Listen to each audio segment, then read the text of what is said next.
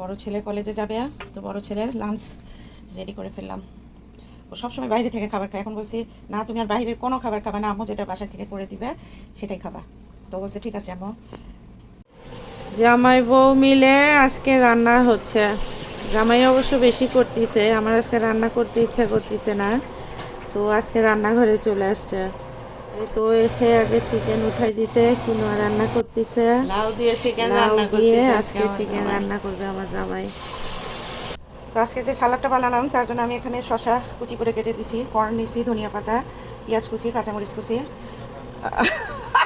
আমার জামাই বলতেছে মানুষের জানে না, জানে সবই, তারপরে নতুন করে বানাচ্ছে এই জন্য দিলাম। টমেটো কুচি, তোর চুপ করো তো, আপেলের কুচি, আর কি তোমার কথাতে আমি ভুলেই গেছিলাম।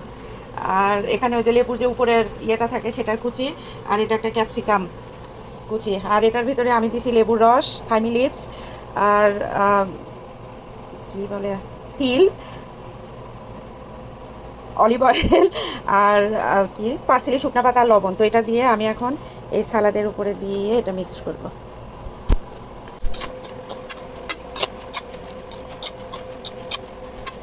মাখানো শেষ। ও আর এটার ভিতরে আমি গোলমরিচের গুঁড়াও দিয়ে দিছিলাম।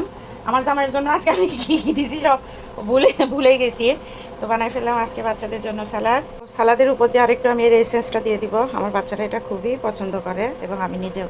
যে কেউ দেখলে এই সালাদটা এক বাটি তো অবশ্যই খাবে, মাশাআল্লাহ। ঝটপট রান্না শেষ করে ছেলে কলেজে যাবে, ছেলে লাঞ্চ রেডি করতেছি।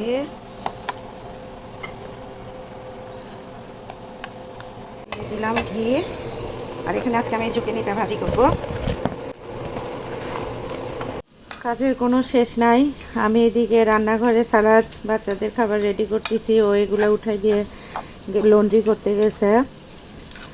তো তরকারিটা হচ্ছে, আমিও ভাবলাম বাচ্চারা তো আর এগুলা খাবে না, ওরা যেটা যেটা খাবে আমি সেগুলো আগে রেডি করে ফেলবো।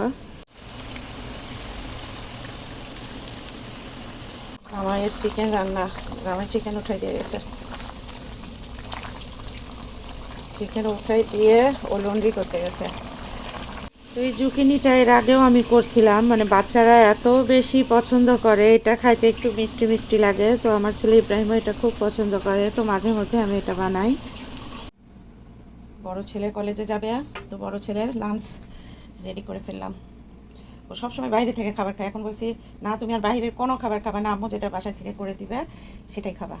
তো বলছে ঠিক আছে আম্মু।